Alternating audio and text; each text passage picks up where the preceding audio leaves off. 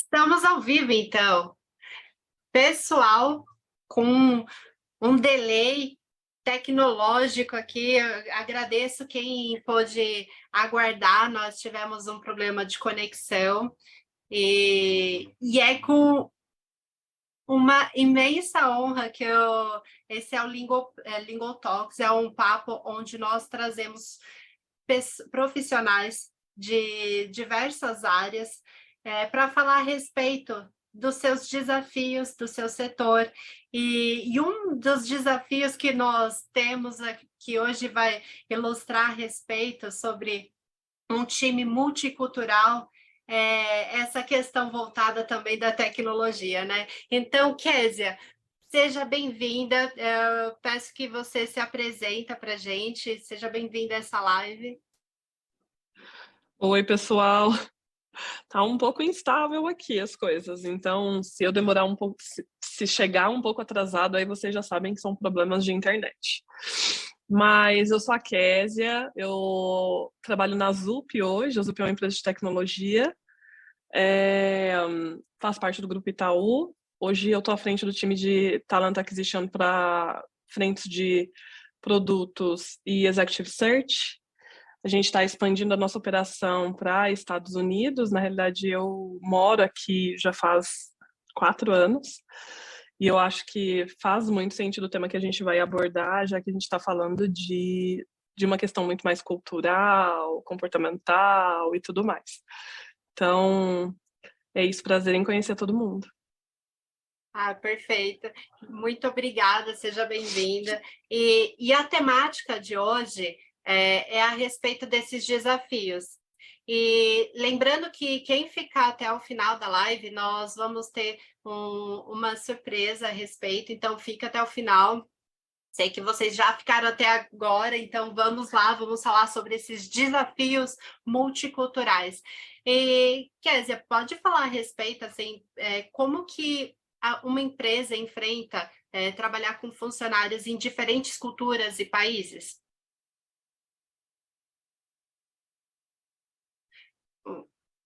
Tava no mudo, né? Hoje a gente, falando de Zup principalmente, a gente está iniciando a nossa operação. Então, nós já temos o nosso VP de vendas. Nosso VP de vendas, ele é brasileiro, ele mora aqui há muito tempo também. E eu acho que esse próximo step, a gente tem e está nesse momento de preparação. Mas quando a gente fala dos principais desafios aqui que a gente enfrenta, ou que vai enfrentar, no caso, e a gente está se antecipando a isso, eu acho que um dos principais desafios nesse sentido é a comunicação. Assim, acho que comunicação efetiva, pois a gente está falando aqui de diferentes idiomas, hábitos culturais, e até mesmo sotaques que pode interferir numa compreensão mútua. Acho que, além disso, diferenças culturais pode levar a possíveis desentendimentos, né? Falta de alinhamento em relação a valores e visão de negócio, que pode prejudicar o desempenho do time, enfim. Então, eu acho que está tudo muito ligado mesmo à comunicação. Assim. Comunicação, ela precisa ser a base. Até como experiência pessoal. Poxa, se eu consigo me comunicar, eu consigo mostrar vulnerabilidade por não conhecer alguma coisa, algum comportamento cultural, ou eu consigo, de antemão, né, trazer esses pontos de uma forma muito mais clara. Então, eu acho que não tem jeito, né? Comunicação é sempre a base para que a gente consiga estabelecer relações, estabelecer limites e tudo mais. Ah, perfeito. E a Kézia, ela está nos Estados Unidos, e uma das coisas, assim, que vários profissionais, eles pensam a respeito, assim, de a melhor oportunidade. Conta um pouco como que foi essa transição, né? Porque eu sei que você não foi de Malicuia sozinha, né? Foi com uma família toda. Conta um pouco também desse momento, você como profissional, sair daqui do Brasil para ir ter essa missão aí. Foi uma escolha muito pessoal na época, né? ela estava muito ligada ao que a gente tinha de planejamento família. Então, quando a gente decidiu fazer essa mudança, né? Nós somos em 3 aqui em casa, eu, meu marido e minha filha. A gente fez inicialmente pensando muito nela, nesse primeiro momento, para que ela pudesse fazer high school e já mergulhar numa cultura, para que ela conseguisse ter uma visão um pouco mais ampliada, em termos de aprendizado cultural e tudo mais, já que era um ponto que ela sempre gostou. E nessa mesma época eu já atuava na ZUP, isso foi um pouco antes da pandemia, então eu já atuava home office, claro que ainda eu acabava indo no escritório algumas vezes, mas não foi muito difícil, assim. Eu acho que pela cultura da empresa, essa mudança em termos de ZUP mesmo, né, de empresa, não teve tanta dificuldade, pelo contrário, assim. Meu diretor na época foi muito parceiro, acho que os meus pares também foram muito parceiros. E a gente decidiu, assim, como família, vir e mudar tudo. Quando eu vim, eu não tinha base de inglês, eu tinha uma base bem pequena. Então eu precisava, assim, correr com esse aprendizado também, até para que eu pudesse mergulhar na cultura. Se eu tivesse um problema na companhia de gás, por exemplo, quem resolveria para mim? Né? Eu não vim para um lugar que eu teria apoio, família ou amigos, para que eu pudesse, né, tipo, olha, faz essa ligação aqui para mim, né, vou no médico, preciso que alguém traduza. Não tem jeito, assim, assim, no básico, a gente precisa, assim, estar preparado. Fazer a matrícula, por exemplo, da escola, essas coisas, assim, que são bem pequenas. Quando eu olho hoje para esse desafio, né, para esses anos que passaram e o quanto desafiante foi, porque aqui a gente está falando de questões como fuso, como um time que ele está local em outro país, e como que a gente administra todas essas entregas e todos esses próximos passos à distância. Eu acho que a pandemia, assim, com a chegada da pandemia e a necessidade de todo mundo ficar online, em todos os sentidos, assim, você não ter opção de sair para ir para o escritório, de encontrar as pessoas, eu acho que no final das contas, a gente acelerou o nosso aprendizado no que tange se moldar a esse ambiente. Então, as entregas precisariam ser feitas, o time precisa ser desenvolvido, o planejamento ele não para. Na época da pandemia, eu lembro que a gente teve muita contratação, teve muita coisa acontecendo e assim todo mundo da tua casa, assim não dava para ter aquele bate-papo de café, né? Então foi desafiante, mas eu acho que foi, sim, foi providencial esse momento para mim, porque é meio que, poxa, o que a gente vai fazer agora? Bom, a gente vai fazer uma limonada desse limão, sabe? Acho que é bem isso, né? Resiliência. Sim, e uma coisa que me atentei assim na sua fala, de a cultura da ZUP acolheu bem essa transição. Pode falar um pouquinho dessa cultura, assim, só para a gente entender um pouco desse background, onde você está, para saber as características de uma cultura de uma empresa que auxilia nesse processo de uma empresa multicultural. Uhum. Sim, eu acho que a gente passou agora por um momento até de evolução da nossa cultura, mas hoje, quando a gente olha, né, para o que a ZUP acredita, a ZUP ela nasceu de um sonho grande, né, de ser um lugar de crescimento, acho que verdadeiramente exponencial e transformar o Brasil em um polo de tecnologia e de forma que seja reconhecido mundialmente. A ZUP tem 12 anos, né? É uma empresa jovem, no final das contas. Como uma empresa jovem e que já passou por tantos desafios, eu acho que a gente chegou num nível de amadurecimento para que esse espaço ele acontecesse. Então, quando a gente olha hoje para nossa cultura, eu trago muitos pilares assim, a gente tem um pilar que chama Super Ajuda Pessoas. antigamente ele era Super Ajuda Super, né? A gente expandiu isso porque hoje a gente quer ter um impacto na comunidade como um todo. Mas o Super Ajuda Super, ele é tão forte, tão latente, que eu só consegui passar por esse momento porque eu tinha pares e eu tinha uma liderança que acho que, além de torcer muito por mim, estava muito comigo. Então, eu acho que a Zup te olha hoje como um ser único. E essa cultura de super ajudar pessoas, a gente tem um ambiente muito, a gente chama um ambiente muito régua alta, né? Um dos nossos pilares somos nerds, é porque a gente mergulha muito ali, né? A gente tem uma proposta de criar tecnologia, então a gente precisa ter um altíssimo nível técnico. E com isso, a gente precisa de uma evolução constante para que a gente se mantenha, né, relevante. Nosso CEO até fala, né? A gente precisa olhar para o nosso valuation. Então, como que eu, dentro desse ambiente, né, tenho um time que é fora da curva, tenho coragem para tomar decisões, ainda que difíceis, eu tenho um espaço para garantir, eu acho que as decisões elas estão abrangendo o time, os interesses da empresa, como que a gente atua ensinando uns aos outros, independente da senioridade. Poxa, eu aprendo muito com o meu time, eu aprendo muito com pares, como que eu consigo olhar para o melhor do outro,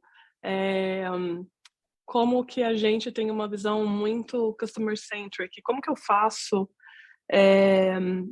que o sucesso do meu cliente seja o meu sucesso, como que eu construo uma melhor solução. Eu acho que, na prática, sim, a gente tem uma essência muito de, cara, eu quero aprender com os grandes, eu quero estar à frente, eu preciso estudar, eu preciso mergulhar, eu preciso contar com quem está comigo. Seja ele um par aqui, seja ele um parceiro de outra área, seja ele uma liderança. Então, acho que como Super, né, a gente é visto de fato como único, né? Dentro de uma esfera ali, dentro de uma coisa muito maior, assim, que é para onde a gente está indo como companhia. Não, e que incrível isso, né? Porque a questão tecnológica não somente ela é desenvolvida pela essa parte de você ter visões diferentes e você trazer isso, porque a visão diferente ela traz o questionamento, buscar essa parte de trazer inovações. E pensando assim desses desafios de estar em um ambiente diferente, conta um pouco assim, teve alguma história assim que você teve de desafios culturais, assim, que pensando para uma pessoa que está ali voltando para equipe, mas ao mesmo tempo uma pessoa que queira estar fora, assim, algum desafio que você teve que pode compartilhar com a gente? Não entendi muito bem, assim, acho que em termos de atividade de trabalho ou pessoal? Pode ser de vida, né? Porque hoje a gente, por exemplo, eu morei um tempo na França e questões culturais para mim foram bem conflitantes, né? E eu entender um pouco assim, você aí nos Estados Unidos, teve algo cultural assim que foi um desafio Késia, né? De observar, olhar e falar assim, nossa, é algo É totalmente diferente. diferente da forma como eu imaginava. Sim, acho que tem vários, assim, acho que quando a gente mora fora, a gente passa muito carão, né? É isso. Mas tem uma coisa que, assim, eu tô num estado que ele é muito friendly. Ele, assim, ele acolhe muito, né? Não é essa a realidade dos Estados Unidos como um todo. Mas eu tô em Utah. Em Utah, a gente nunca teve um problema, assim, de acho que de você tentar se comunicar e a pessoa do outro lado meio que, tipo, não tá sabendo falar meu idioma, então, né, não vou dar atenção. Pelo contrário, é que eles forçam, né? Tipo, não, me explica, mas como? Mas é isso, mas é aquilo. Então, acho que em relação a isso eu nunca tive problema. Mas eu encontro pequenas coisas como sei lá, rotina de médico. No Brasil, a gente tem uma rotina com o médico, assim, o SUS é maravilhoso, assim, é o nosso bem maior, né?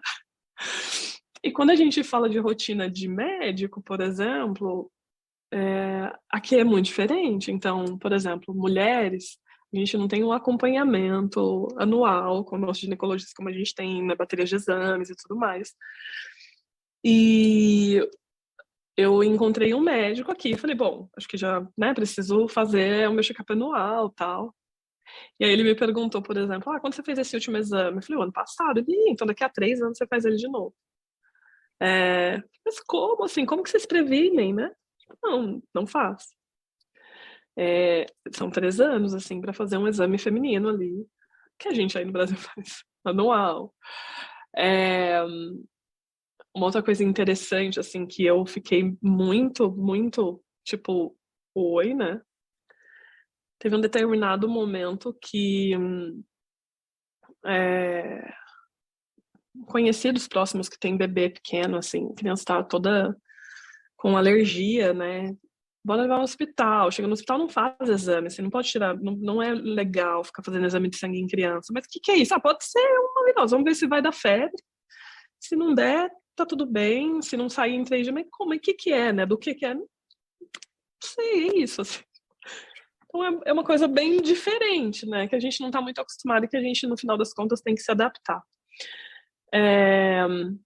Quando eu trago essa realidade para o trabalho, por exemplo, a gente chega até, conhecendo essa cultura aqui, a gente chega até a ser um pouquinho invasivo no Brasil, assim, quando a gente fala em termos de entrevista, porque a gente tem um ambiente mais aberto em relação a uma conversa mais fluida, né? No sentido de, às vezes, perguntar questões pessoais, né? Tipo, mas o que você gosta de fazer, né? Acho que quando a gente está num momento de entrevista e essa entrevista tá tão tranquila, no sentido de, poxa, isso virou um bate-papo, o candidato ele tá tão à vontade, o entrevistador tá tão à vontade, rolou ali uma transferência, né, num termo mais psicológico da coisa, que você entra em assuntos assim que realmente eles acabam se conectando ali a questões de carreira e por que a pessoa está pensando, né, nesse step ou não.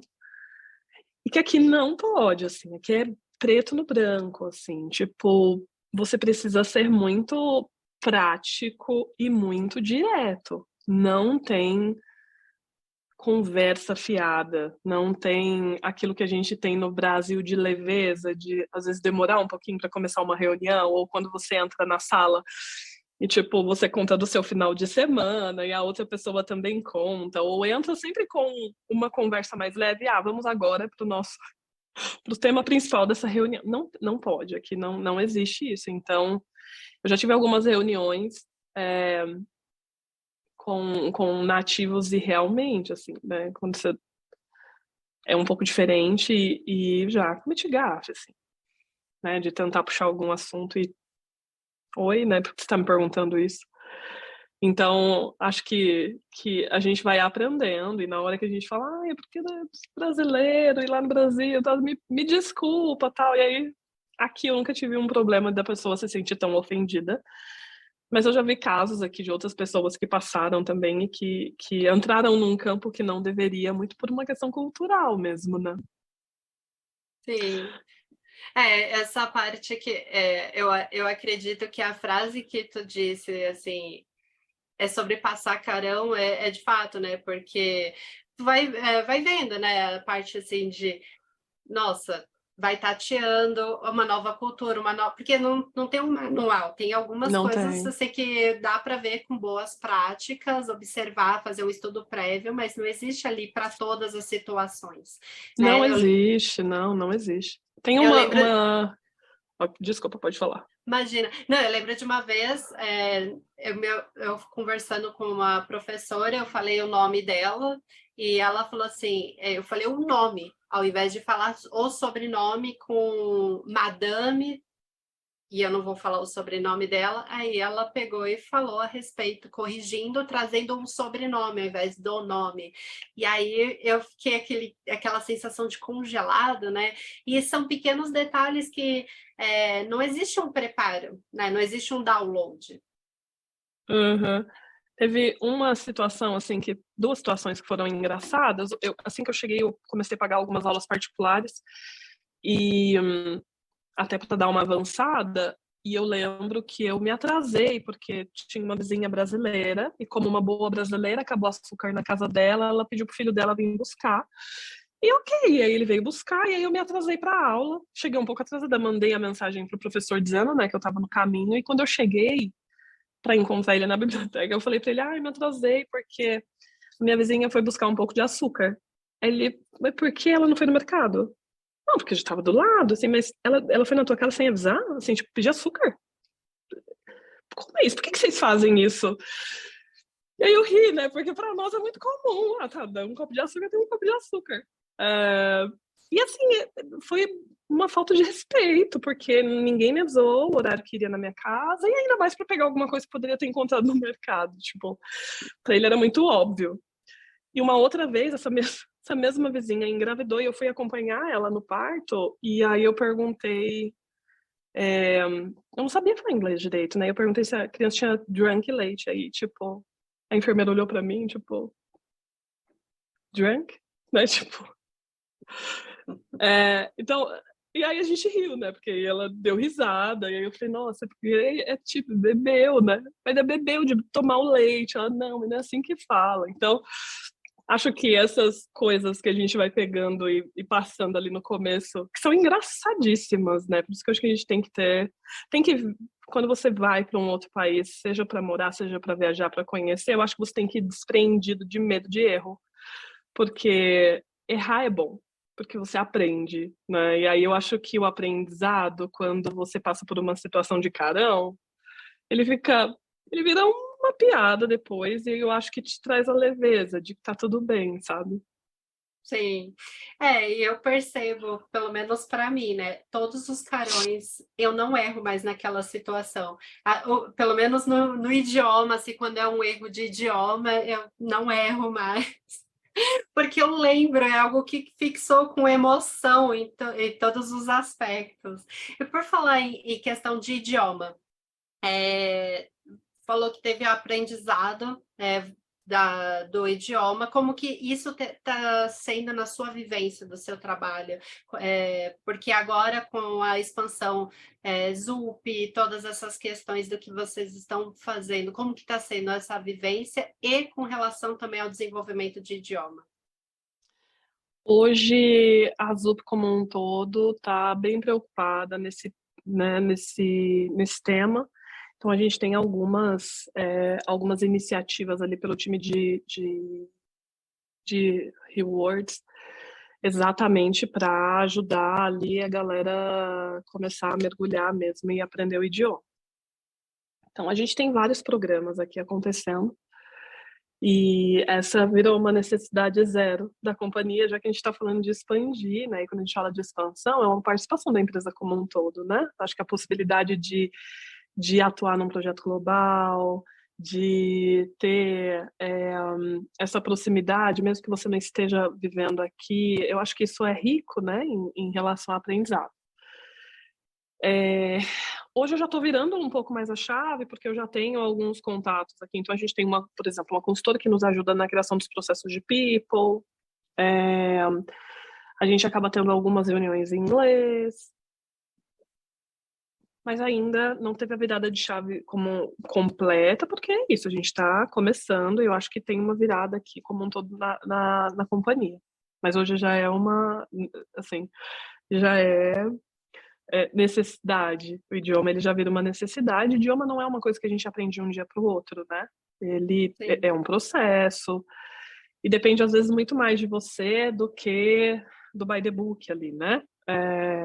E eu acho que esse é o ponto.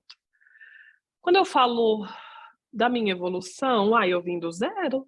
Então, para quem falava que beber drunk, né? Tipo, não, né? Drunk de leite.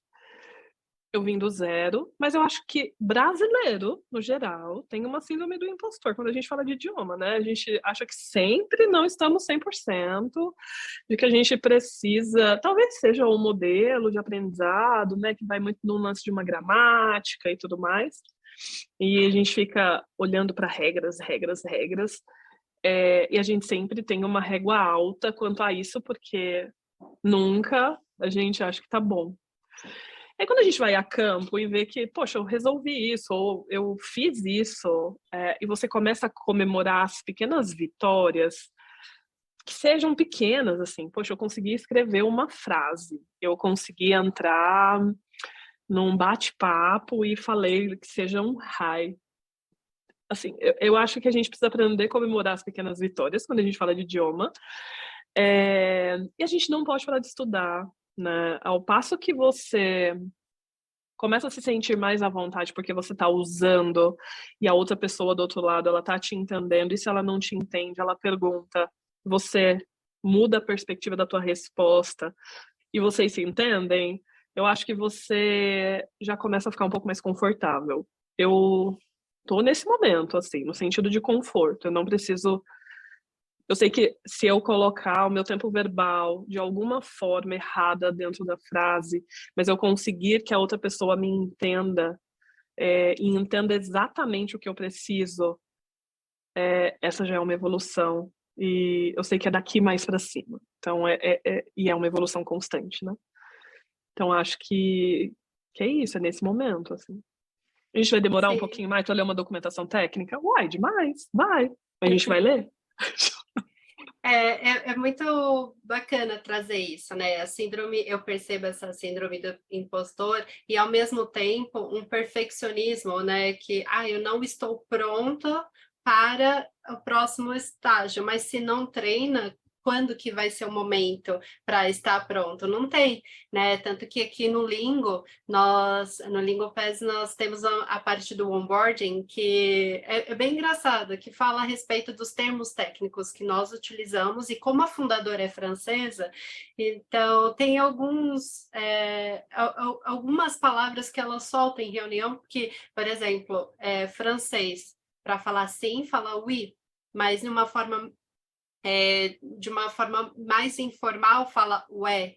Mas se um mineiro escuta, fala que o é o quê, né? Então, trazer essa questão assim de, olha, temos isso, e isso traz uma leveza no processo de aprendizado, né? Isso traz até mesmo uma questão assim, nossa, eu quero conhecer um pouco mais a cultura, saber como que vive essas pessoas, quais são a forma como vive, né? E aí, com relação a essa parte assim voltada de expansão que você vê assim que vocês estão nesse momento, quais são as vantagens assim que vocês observam para ter um time com esse envolvimento multicultural, né? Porque não é somente Brasil, Estados Unidos, vocês possuem pessoas de diversos lugares, né? Então, até mesmo aqui no Brasil, a gente esse formato multicultural traz uma diferença. Como que você vê isso? Eu acho que a gente tem um time tecnológico, principalmente multicultural, pode trazer vantagens muito significativas para uma empresa. Acho que ter membros de diferente cultura pode trazer, acho que diferentes perspectivas, diferentes ideias, abordagens para resolver problemas. Acho que pode levar a uma maior um time diverso culturalmente pode levar a uma maior inovação e criatividade, bem como soluções, acho que mais abrangentes e eficazes. Além disso, acho que uma equipe multicultural pode ter uma compreensão mais profunda das necessidades de diversos mercados e clientes, porque ali eu vou ter pessoas com mindsets, culturas diferentes, e aí entende? Acho que a gente consegue ampliar muito mais para chegar numa solução, numa possível resolução de problema. Então, eu só vejo assim, uma vantagem muito positiva. É difícil, Sim. deve ser, a gente não montou ainda, porque a gente está nesse começo, mas eu acho que vai acontecer esse momento de Poxa, mas é isso mesmo, eu entendi, você entendeu, a gente tá na mesma página, pera, precisa de um tempinho maior, eu preciso absorver, eu tô fazendo leitura, eu tô traduzindo na minha cabeça, ele já tá automático. Acho que a gente tem esses desafios. Mas eu acho que transpor esses desafios numa cultura que te ofereça, eu acho que isso é gratificante, porque o aprendizado ele vai além só de uma questão de idioma, de fala, de comunicação. Ele vai para uma questão muito mais abrangente, né? Cultural e o quanto a gente. A nossa cultura ela acaba sendo pequena, porque, assim, é uma dentre tantas outras e tão importante quanto a nossa. Então, acho que a gente aprende a ter mais empatia, a olhar as coisas numa perspectiva diferente. Eu preciso saber como eu me comunico, por exemplo, aqui com um americano. Eu não posso dar tanta volta, porque senão ele não vai me entender. Eu preciso ser mais objetiva. Poxa, eu preciso me adaptar a isso. É, talvez quando eu for falar com um europeu, com alguém de algum país. Eu tive uma experiência agora em janeiro e tinha muitos asiáticos, assim. Cara, eu amei. Eu amei, assim. Tipo, é... E eles têm uma cultura bem peculiar também. E a gente se deu super bem, assim. Então, eu tive uma vivência multicultural ali por conta de um curso de aceleração que a gente tinha muitos asiáticos aí, diferentes países. Japão, China, Taiwan. A gente tinha uma galera da Itália, assim, tipo, o lance das mãos, tal, tipo, a forma de falar, e aí a pessoa não tava brigando nada, né? Tipo, é... e uma galera da Arábia Saudita, que é muito diferente culturalmente falando. Então, acho que é muito rico em todos os aspectos, né? Eu acho que a oportunidade que a gente tiver de atuar e de estar com outras culturas, eu acho que isso só é, nos enriquece como ser humanos.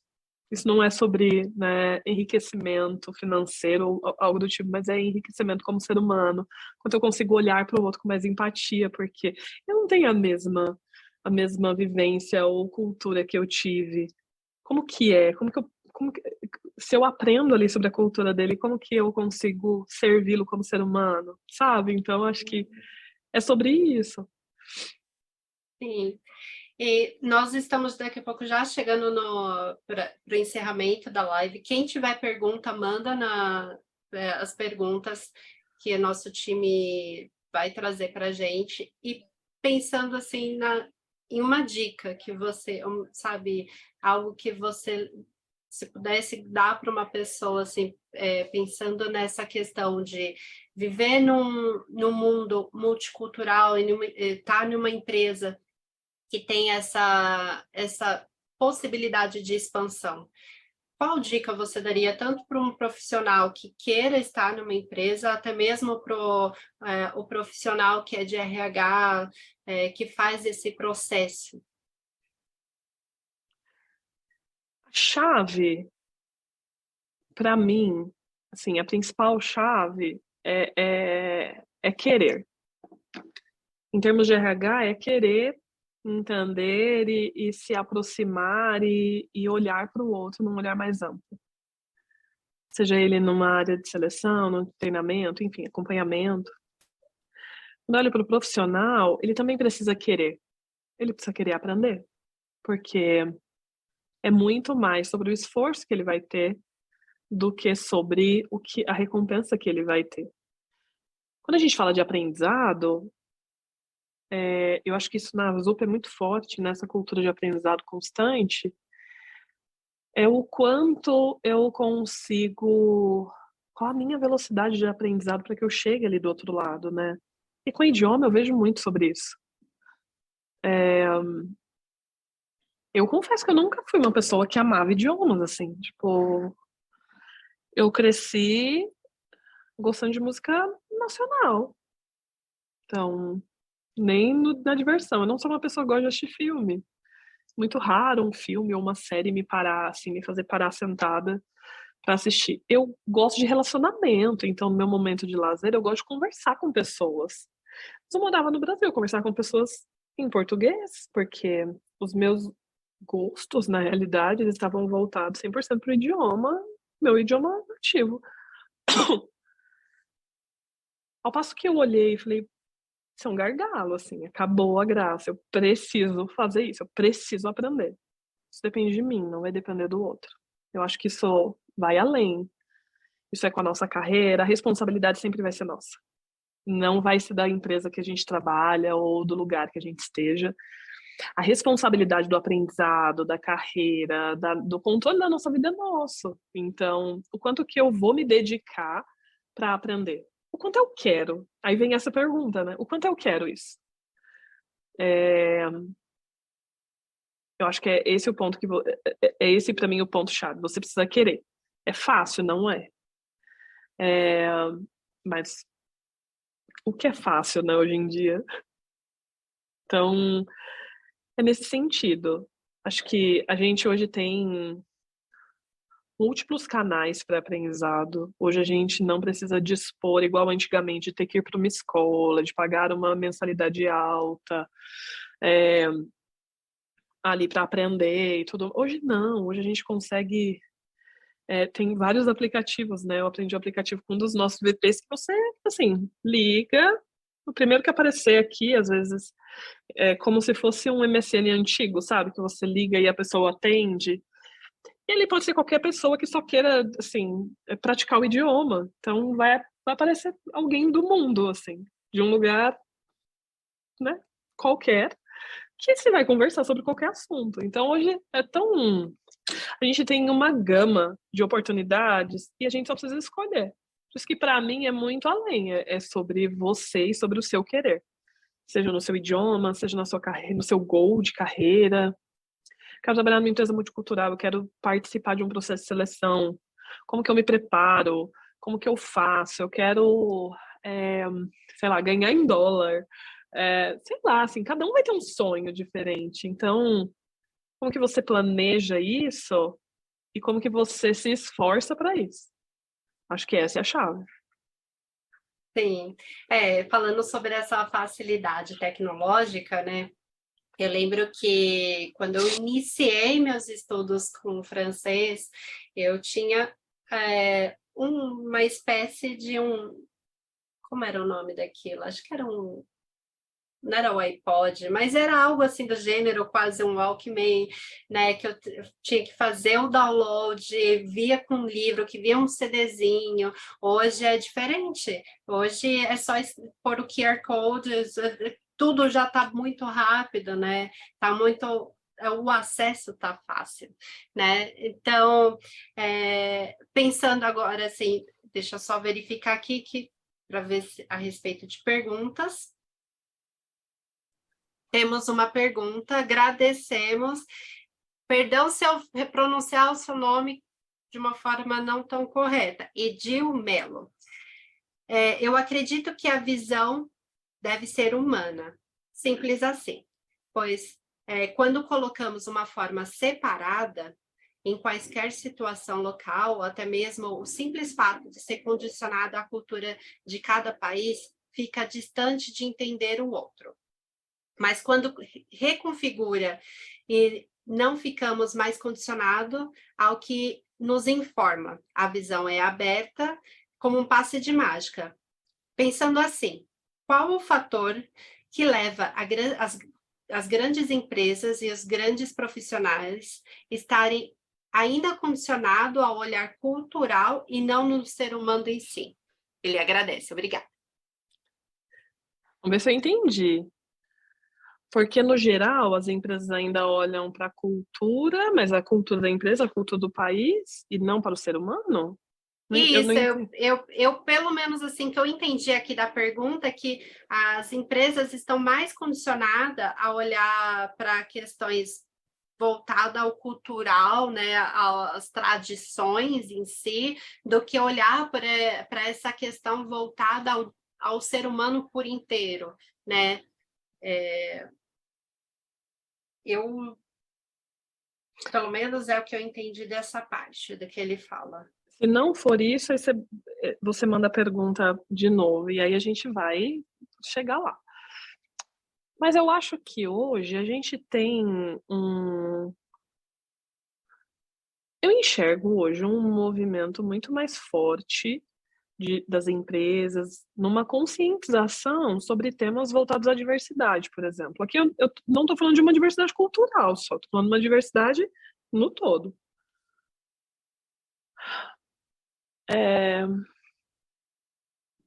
Seria muito egoísta eu olhar num ponto de vista da empresa que eu atuo, né? Porque hoje a gente tem uma cultura que favorece isso, que favorece diversidade, que favorece não, assim, que quer, que busca isso, né? Que tem como princípio mesmo, como pilar de cultura. O quanto é importante o respeito e o olhar atento para o todo. Mas eu acredito que a gente já está numa mudança, né? Eu vejo muitas empresas assim olhando para esses pontos, valorizando, principalmente porque hoje não está todo mundo juntinho, né? Tá todo assim, ainda a grande maioria está home office, então pegando ali a virada da pandemia, assim, muita mãe teve que trabalhar em casa, tirou, assim, os filhos não podiam ir para a escola e a vida ali continuou na divisão dos trabalhos domésticos com o trabalho e a vida da criança e todos esses pontos. Então, eu vejo uma evolução, né? E aí talvez eu possa estar num fantástico mundo de Bob, tá? Mas eu vejo uma evolução e uma sensibilidade, eu acho, das pessoas, das empresas, de olhar para o outro num olhar mais empático. E de querer, de fato, que o outro consiga, assim, dar o próximo passo e ele se sinta num ambiente seguro e tudo mais. Vou dizer que né, a insegurança e a instabilidade não acontece. Claro que acontece, a gente está num momento, por exemplo, de crise mundial, em todos os aspectos. Quando a gente olha para o mercado de tecnologia, principalmente, a gente sempre tem um receio, né? Porque, poxa, o mercado ele não está bem, assim, não está 100%. A gente tem uma guerra acontecendo, assim, tem muitos fatores acontecendo que trazem esse ponto. Mas eu acho que pós-pandemia, o ser humano começou a olhar assim para o outro num olhar mais empático, e eu acho que isso desce para as empresas também. Então, eu acredito que quando a gente fala de cultura, principalmente, uma cultura forte, olhar para o indivíduo é uma consequência de uma cultura forte. E uma empresa ela precisa olhar para uma cultura no todo, é a cultura da empresa. Ela vai descer ali no individual, porque são, né, princípios e valores que estão conectados aí a esse cenário. Não sei se eu respondi, acho que Rê, você pode me complementar aqui Sim, se eu ele deixei mandou alguma coisa. aqui. Todos os lugares que eu levo a minha consultoria em RH, sempre 100% me deparo com textos lindos na parede, mas que não exercem o que escrevem. Pior, o mais complicado é mudar esse olhar. Antes de você responder, eu quero falar, antes da gente entrar aqui na live, a Kézia me fez uma pergunta. Ela falou assim: eu vou fazer a minha descrição. E aí eu olhei e falei assim: puxa, eu não havia pensado sobre isso. E aí eu até falei assim: puxa, eu vou levar aqui para a equipe, porque é algo que é interessante esse olhar. Né? Então, eu acredito que essa questão assim de observar a vivência no dia a dia, né? O que tu acha? E é isso, assim, eu acho que talvez. Qual é o nome dele? Edil Melo. Edil Melo. E aí ele, como consultor, ele com certeza vive a angústia que qualquer profissional vai viver quando quer mudar alguma coisa e quando quer fazer alguma coisa acontecer. Eu sou uma profissional de mão na massa. Eu adoro entrar na operação. Eu adoro aprender e trazer uma novidade para o time. Eu adoro, tipo, testar uma hipótese. E eu quero ver o resultado lá do outro lado. Mas às vezes eu tenho parceiros aqui que têm uma visão diferente. E que talvez, assim, o que eu acho que é uma virada de chave rápida, o meu parceiro ali na vivência dele, ou no ambiente dele, não. Como que eu faço isso acontecer sem gerar uma angústia interna? Porque a gente quer chegar lá do outro lado. Eu acho que quando a gente fala de cultura é a mesma coisa. Mover a cultura de uma empresa é muito difícil. Porque são, né, muitas cabeças pensando de forma diferente. Então, é um trabalho árduo, mas eu acho que é um trabalho muito gratificante, porque a gente vê comportamentos, a gente vê relações, a gente vê interações, a gente vê limites, assim, olhando numa visão positiva e uma visão negativa. Às vezes a gente tem aquele dia que a gente estoura e fala o que não deve falar. Mas o quanto a gente tem sido vulnerável para falar, desculpa, fui além do que eu deveria, né? Tipo, não sei lá, não tô no meu melhor dia, não tô no meu melhor momento, e eu tenho a segurança ali de poder chorar se eu quiser, junto com o meu parceiro, porque às vezes eu tô com um problema fora. E a gente vive, né? Não adianta falar assim, eu separo muito bem, né? A nossa cabeça, ela ainda não tem as gavetinhas, né? Tipo, opa, liguei a chave do trabalho, opa, desliguei a chave, né, da minha vida pessoal. Acho que é isso, assim. Você não pode se frustrar, né? Parceiro, não se frustre. Acho que assim, com calma, com jeitinho, com muita empatia, a gente consegue chegar do outro lado. Eu lembro de um stories, ficou muito gravado, assim, que a Kézia, ela fez, assim, foi bem no início que ela estava lá, ela falou assim, eu não aguento mais ouvir inglês, né?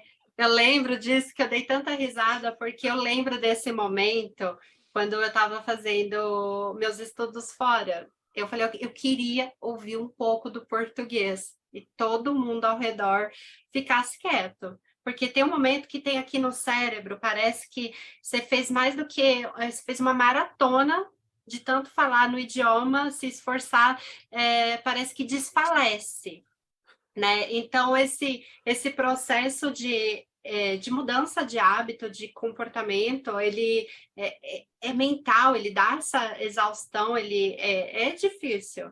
Tem momento que fala assim, não, eu quero... Uma pessoa que está em dieta fala assim, eu quero um brigadeiro, me deixa. Hoje é meu dia, né? Então, é levar com leveza, dar risada do processo, né? E agradecemos a pergunta e chegando agora para o final, tem algum livro e um filme que você possa indicar, assim, seu Kézia, sabe? Que você olha, não é só sobre esse tema, mas para a vida, que eu acho que possa ser algo que vai engrandecer as pessoas, que fala assim, nossa, ótimo. Tá, eu não vou dar filme, né? Porque assim, eu acabei de falar que eu não gosto mais de filme, né? Não gosto muito de filme, tem que ser muito ativo, assim, pra me manter acordado. Tem que ser investigação, alguma coisa meio, assim, bem Hannibal da vida. Mas eu tenho tipo, quebra-cabeça, assim, uma coisa bem diferentona. Mas livro, eu tenho 2 livros, assim, que eu li, que eu acho que são bem bacanas. Um chama, eu até trouxe eles aqui separado, esse livro aqui, não sei se vocês estão vendo, consegue ver, Sim, né? O que o what dinheiro não money pode can... comprar, exato. E ele fala sobre os limites morais dos mercados.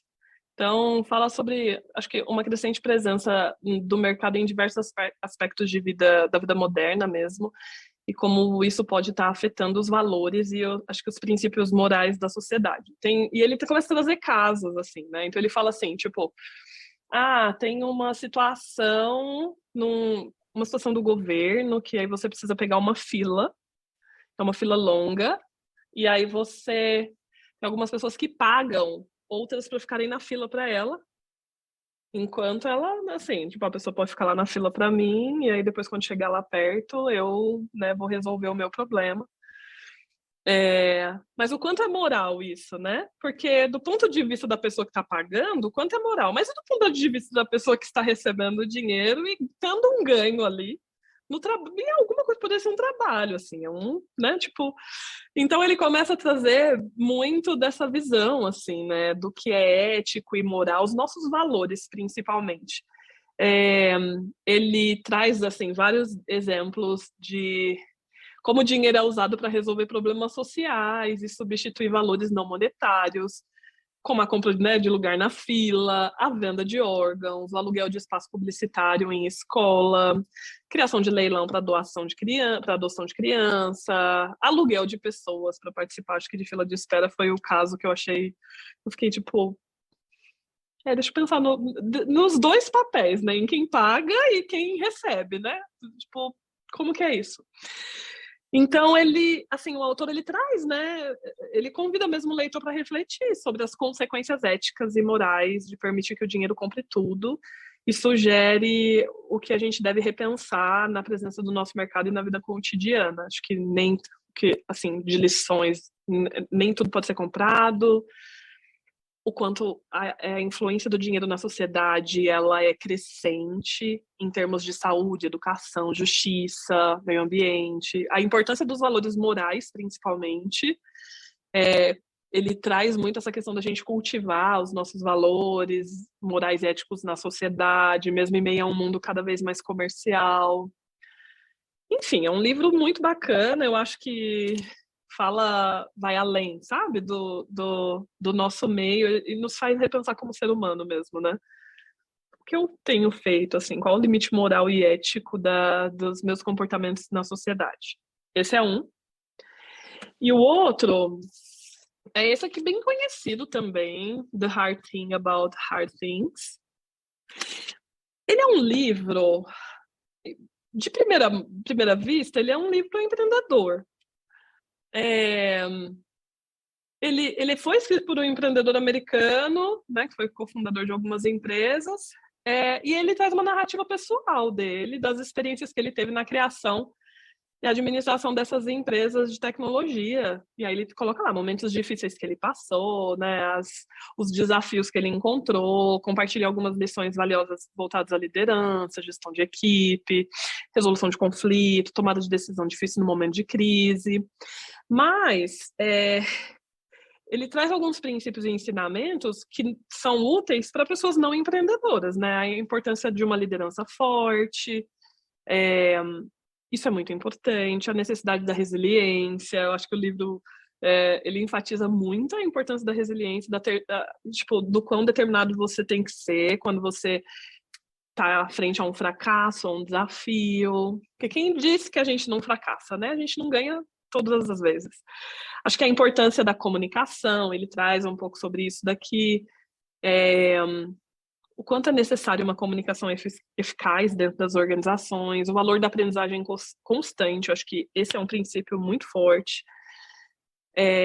Aqui ele incentiva mesmo os leitores a continuarem aprendendo e se desenvolvendo ao longo da vida, tipo, não é porque eu aprendi, fiz uma faculdade lá atrás, fiz um curso ou alguma coisa que eu vou, assim, acabou. Não, assim, o mundo evolui, né? E a experimentação de coisas novas que cada um vai ter a partir do momento que você está aprendendo. E é um caminho que te leva para o sucesso, isso é óbvio. E acho que a importância de construir relacionamento forte. Então, construir um relacionamento forte com os pares, com os colegas de trabalho, parceiros de negócio ou os stakeholders. Ele enfatiza muito que as pessoas que são capazes de construir e manter relacionamentos duradouros têm mais chance de ter sucesso em qualquer área da vida. Então, são livros diferentes, assim, propostas diferentes. Um, ele entra no âmbito mais organizacional da coisa, e o outro entra um pouco mais no âmbito de valores e ética, que, assim, te fazem pensar. Acho que deixo essas duas indicações aqui para vocês. Perfeito. E, pessoal, a gente está chegando para o final. Antes de fazer já toda a parte de agradecimento, a Zulp, que é a empresa que a Kézia trabalha, e o Lingopass vão participar na semana que vem do IT Fórum Trancoso. E como material do IT Fórum, nós fizemos um e-book e a nossa equipe vai deixar no link para vocês baixarem, que é a respeito de como entender e engajar o seu time para reduzir um turnover. Então, pensando numa equipe, não importa se é somente a questão do internacional, mas pensando em pessoas, como que a gente conversou aqui a respeito de pessoas para pessoas, né? Então, é só baixar, o pessoal vai deixar o link. E, Kézia, me fala onde que o pessoal pode te encontrar, fala um pouco mais para, seguindo depois desse bate-papo, eles continuarem acompanhando as suas novidades, as suas dicas, suas orientações. Eu tenho usado, assim, muito LinkedIn mesmo, muito, né? Não como uma influencer, mas eu utilizo bastante o LinkedIn, então o meu LinkedIn pessoal ali, vocês acabam tendo bastante acesso a mim. Eu acho que eu gosto bastante de trocar algumas ideias e tudo mais. Conheço várias pessoas pelo LinkedIn de, assim, construir relacionamento mesmo. É, e as redes sociais da empresa, né? Então, o Zup tá no LinkedIn, no Instagram, e vocês podem acompanhar aí as novidades em termos de para onde nossa empresa está caminhando e onde a gente está alcançando ali, como que a gente está alcançando, acho que, os nossos objetivos. Então, redes sociais. Perfeito. Aproveito para deixar, o pessoal vai deixar o link também da Kes e da Zup. Então, se vocês tiverem curiosidade, assim, de querer acompanhar, fiquem à vontade. E, Kézia, muito obrigada. Obrigada por esse bate-papo incrível, esse talk incrível. Para mim foi enriquecedor, né? Conversar com você. Também acredito que para as outras pessoas que têm interesse no desenvolvimento de pessoas, foi um bate-papo incrível. Eu que agradeço, acho que ótimo momento para a gente discutir. Estou super aberta, acho que essa live acaba aqui, mas sim, estou super aberta para continuar trocando com vocês, super disponível para a gente trocar benchmarking, trocar ideias e aprender em conjunto, em comunidade. Então, contem sempre comigo. Obrigada, Rê, pelo espaço, pela troca, é sempre muito rico. Ai, perfeito. Então, gente, muito obrigada. A live já está chegando no final. Aí fiquem atentos no nosso LinkedIn, porque a gente sempre coloca a divulgação dos próximos talks. Até mais.